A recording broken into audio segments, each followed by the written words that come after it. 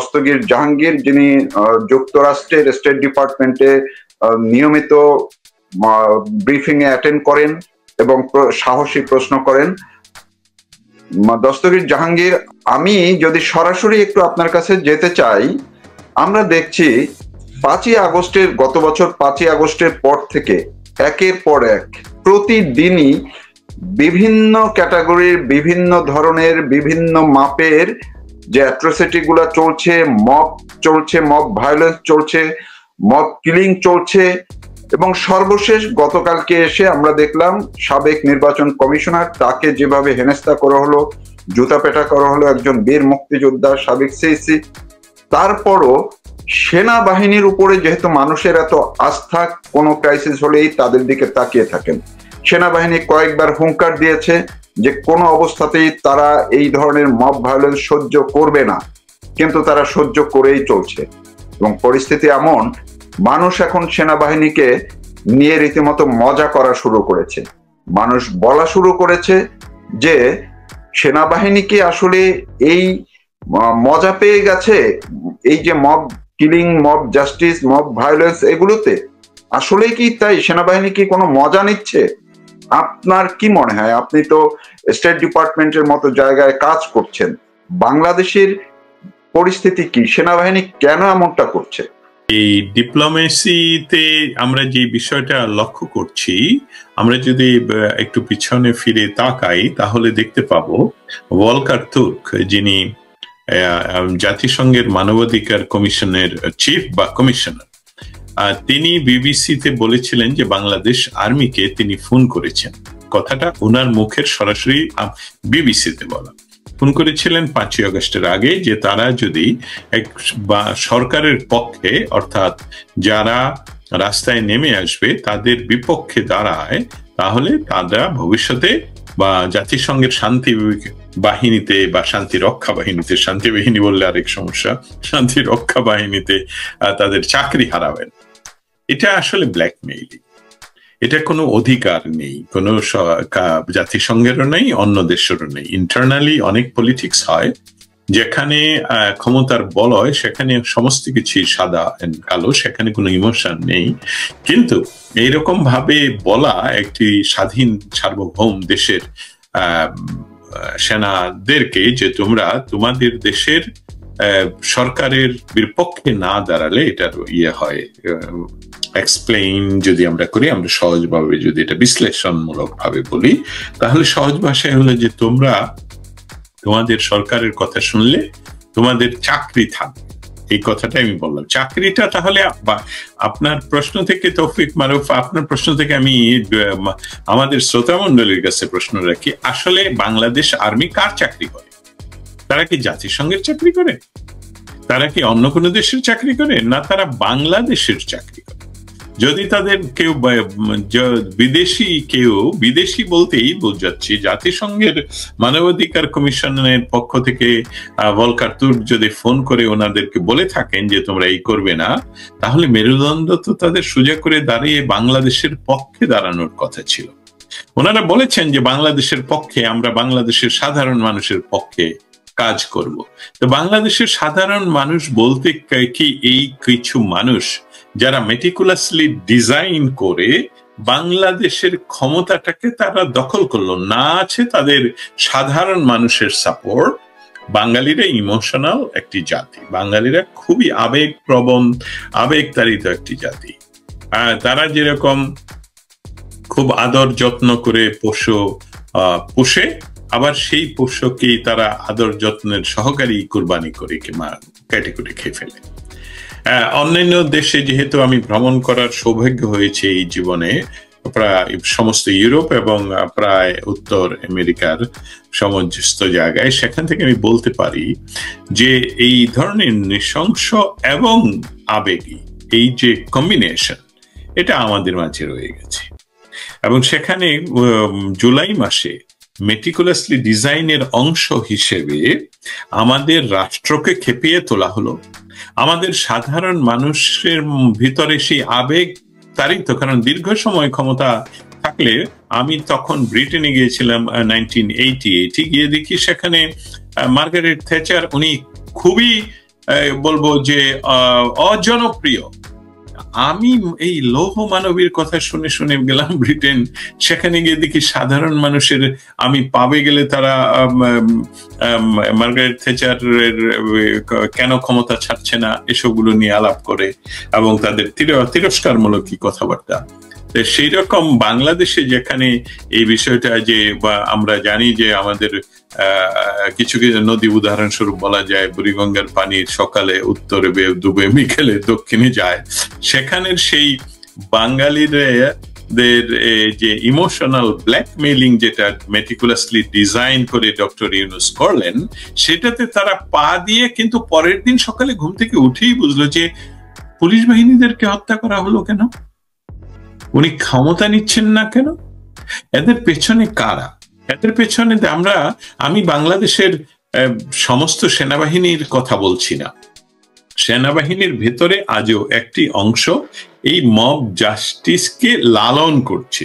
উদাহরণ দিয়ে বলি, আজকেই ঢাকায় আমাদের যাদের সাথে আমরা তথ্য সংগ্রহ করার জন্য আমাদেরকে সহযোগিতা করেন, আমি তাদের নাম বলছি না, তাদের কারো একজনের সাথে কথায় কথায় বলা হলো যে হ্যাঁ, আমাদের আর্মির পক্ষ থেকে আমরা নিশ্চয়ই চেষ্টা করি মব ভায়োলেন্স যাতে না হয়, আমরা এটাকে প্রতিহত করব। কিন্তু আমরা যখন প্রেসে কথাটা বলি, এটা তো এক্সিকিউট যারা করবে, তারা যদি এক্সিকিউট না করে এবং তারা যদি তাদেরকে বলে দেয় যে সেনা কি জানি কেন্দ্র থেকে যা বলা হলো সেটা বলার কথা, আপনারা আপনাদের কাজ করে যান, আপনারা আপনাদের যা করার তা করে যান।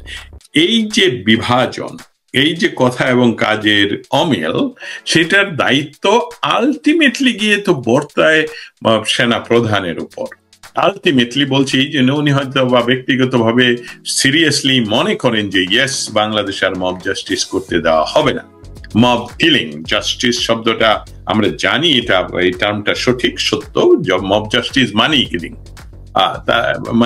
তাহলে এই বিষয়টা আসলে সেনা প্রধান এবং ওনার সহযোগী অন্যান্য সেনা কর্মকর্তাগণ, যারা জেনারেল রয়েছেন, ব্রিগেডিয়ার রয়েছেন, তাদের আসলে এই বিষয়ে গুরুত্ব সহকারে চিন্তা করা উচিত যে আমাদের বাংলাদেশে এমনকি দীর্ঘকালীন যে মিলিটারি ছিল, তখনও আর্মিরা রাস্তায় এত দীর্ঘ সময় ছিলেন না, কারণ আর্মি এবং সিভিলিয়ান এটাকে আলাদা রাখতেই হবে। আর্মি এখন আপনার কথাই আপনি বলেছেন একটা হাস্যকর পর্যায়ে চলে গেছে, এবং শিশুরা পর্যন্ত আর্মিদেরকে তাচ্ছিল্য করে কথা বলে, যে সবগুলো আগে তো আমাদের ভিডিওগ্রাফি ফটোগ্রাফি ছিল না, এখন তো এটা প্রত্যেকের হাতে ভিডিওগ্রাফি ফটোগ্রাফি, এবং এটা হাজার হাজার ডকুমেন্ট আমরা দেখতে পাই। আপনাদের নিশ্চয়ই মনে থাকার কথা, যারা আমাদের কথা শুনছেন এবং যারা এরশাদের সামরিক শাসন দেখেছেন, অন্ততপক্ষে এরশাদের এটা বলছি এই কারণে, কারণ জিয়াউর রহমানের এটা না হয় আমরা অনেক ছোট ছিলাম, আমাদের তেমন স্পষ্ট মনে নেই, কিন্তু এরশাদের বিষয়টা আপনারা যারা দেখেছেন তারা দেখেছেন যে যেখানে আর্মি যেই জায়গাটায় ক্যাম্প করেছে সেই সামনের রাস্তা দিয়ে মানুষ হাঁটতো না,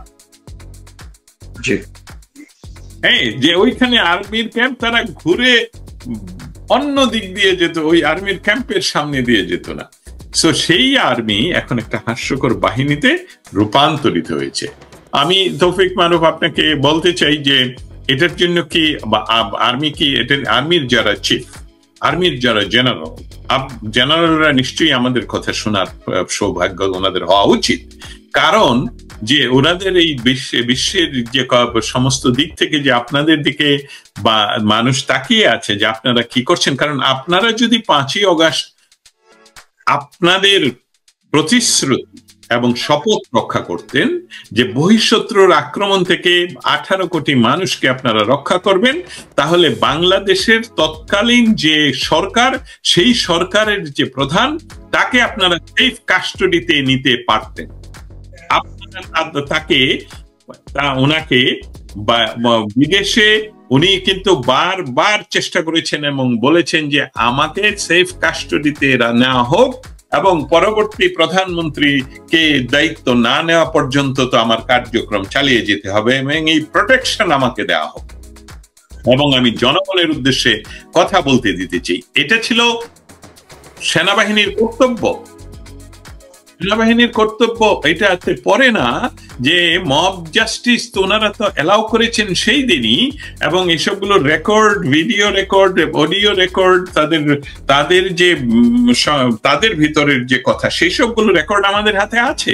তারা 5 আগস্টে ইয়াতে প্রধানমন্ত্রীর বাসভবনে ওনার সাথে দেন দরবার করছেন যে আপনাকে দেশ ত্যাগ করতে হবে, হেলিকপ্টার বিমান রেডি, আর উনি বলছেন যে না, আমাকে মেরে ফেলো, আমি দেশ ত্যাগ করবো না, আমাকে তোমরা সেফ কাস্টডিতে রাখো। কিন্তু তারা কি করলো, ওনাকে দেশ ত্যাগ করতে বাধ্য করলেন, এবং সেই সাথে সাধারণ মানুষকে আমন্ত্রণ করা হলো যে আমরা কোনো বাধা দিচ্ছি না। তারা সমস্ত ব্যারিকেড সরিয়ে দিল, যেসবগুলো সাধারণত পুলিশের ব্যারিকেডও থাকে, আর্মির ব্যারিকেড না, সেসবগুলো আর্মি ট্রাক এসে সরিয়ে দিল। সাধারণ মানুষকে আমন্ত্রণ জানানো হলো যে আসো, লুট করো, ইয়ে করো। তাহলে এই বিষয়ে আমরা যদি আজকে কথাটা বলি, আমরা এটা করতে চাই না, কিন্তু সত্যকে সত্য বলার জন্য নিরপেক্ষ কোনো সাংবাদিকতা নেই, সত্য বলার সাংবাদিকতা আছে। এক্স্যাক্টলি। নিরপেক্ষ বলতে গেলে যে একটা অ্যাট্রোসিটি হবে, আমি নিরপেক্ষ ভাই, আমি তো এটা বলবো না, এটা আওয়ামী লীগের পক্ষে যাবে, এটা বিএনপির পক্ষে যাবে, এটা না, তা না। আপনাকে সত্য বলার দুঃসাহসিকতাই সাংবাদিকতা, এবং সেটাই হলো journalism is not a crime. আপনি হলেন, এটা রক্ষা করতে হবে যে ইয়েস, আমাদের সেনাবাহিনীকে আজ পর্যন্ত দেশপ্রেমিক সেনাবাহিনী বলা হয়, কিন্তু আপনাদের দেশপ্রেম গত 10 মাসে দেখাতে পারছেন না, প্রমাণ করতে পারছেন না। আপনাদের একটা বলেন, কিন্তু আপনারা বাংলাদেশের মব যা কিলিংটা আপনার বন্ধ করতে পারছেন না। মানুষের আত্মসম্মানকে রক্ষা করার দায়িত্ব, নিরাপত্তার দায়িত্ব আপনারা অন্য দেশে গিয়ে নিরাপত্তা দিচ্ছেন। তো আপনারা জাতিসংঘের হয়ে শক্ত টাকা কামাই করার জন্য ওইখানে গিয়ে ঠিকই এমনকি বাংলা ভাষা শেখাচ্ছেন সেসব দেশে গিয়ে। আপনাদের হাজার হাজার ছবি, ভিডিও আমি এখানে তুলে ধরতে পারি, যেখানে আপনাদেরকে স্যালুট দিতে ইচ্ছে করে যে আপনারা শিশুদেরকে রক্ষা করছেন, পরিবারকে রক্ষা করছেন, আদরের সাথে তাদেরকে প্রোটেকশন করছেন, যাতে তাদের যারা তাদেরকে খুন করতে আসবে তাদের হাত থেকে রক্ষা করছেন। আপনার গাড়িতে তাদেরকে নিয়ে ঘোরাঘুরি করছেন, সব বহু আছে আপনাদের তো নিজের দেশ, জন্মভূমি। আমাদের মাইকেল মধুসূদন দত্ত খুব স্পষ্টভাবে বলেছেন, স্বদেশ, এটা আই মিন ইট। স্বদেশকে রক্ষা করার জন্য আপনারা কি করলেন? স্বদেশ, মাতৃভূমিকে যদি রক্ষা করতে না পারেন, মাতৃভূমির মানুষকে যদি শান্তি না দিতে পারেন, যোগ্য ব্যক্তির মর্যাদা যদি ক্ষুণ্ণ করতে এই অযোগ্য ব্যক্তিরা, আমি অবশ্যই বলবো যারা আজকের ক্ষমতায় তারা কেউ দেশটা পরিচালনার জন্য যোগ্য নয়। না আছে তাদের জ্ঞান, না আছে তাদের রাজনৈতিক প্রজ্ঞা। এই দুইটা বিষয় না হলে জনগণকে পরে আপনি এক পাল গরুকে হয়তো বা ক্লেশে চালিয়ে নিতে পারবেন, কিন্তু 18 কোটি মানুষকে নেতৃত্ব দেওয়ার যোগ্যতা আপনাদের হয়নি, আপনাদের কারো হয়নি। সেখানে আমরা যাদেরকে দেখতে পাচ্ছি, এই 18 কোটি মানুষকে এই বাংলাদেশের মতো জায়গায় যেখানে প্রত্যেকটি ব্যক্তির 3, 4, 10টি মত আছে, একটা বিষয়ে একটি ব্যক্তির 10টি মত আছে বাংলাদেশে, সেই দেশের জায়গায় যে গত প্রধানমন্ত্রী বলছি এই জন্যে যে উনি এই মুহূর্তে যেহেতু এক্সিকিউট করতে পারছেন না ওনার রাজনৈতিক কর্তব্য এবং সরকারি কর্তব্য, কিন্তু বাংলাদেশের সংবিধান অনুসারে অবশ্যই উনি পদত্যাগ করলেও এখনো যেহেতু সংবিধান বলবৎ উনি প্রধানমন্ত্রী, উনি যেখানেই থাকুক না কেন, এবং সেই অর্থে উনি বাংলাদেশকে পরিচালনা করেছিলেন। আমরা তুলনা করতে পারি। হ্যালো, আমি বলতে চাই ডক্টর ইউনূস, তুলনা করুন। আপনি তো অলগ্নি ব্যবসায়ী, তো আপনার নিশ্চয়ই টাকা পয়সার তুলনা করেন, 10 টাকা দিলে কত টাকা আসবে, আপনার তুলনা করুন 71 সন থেকে 2024 সনের 5ই আগস্ট পর্যন্ত, এবং আপনার শাসনও তুলনা করুন। বাংলাদেশে এই কালচারটাই তো ছিল না। আমাদের সামনে দিয়ে প্রতিপক্ষ দলের লোকেরা গেলে আমরা সম্মানের সাথে তাদের নিয়ে টিজও করতাম না, অনেক দূরে চলে গেলে তারপর মিছিল করতাম যে অমুকের চামড়া তুলে দেব আমরা। হ্যাঁ, কিন্তু সে ততক্ষণে নিরাপদ এবং বহুদূরে। এই এই এই যে সভ্যতার প্রতীকী আমাদের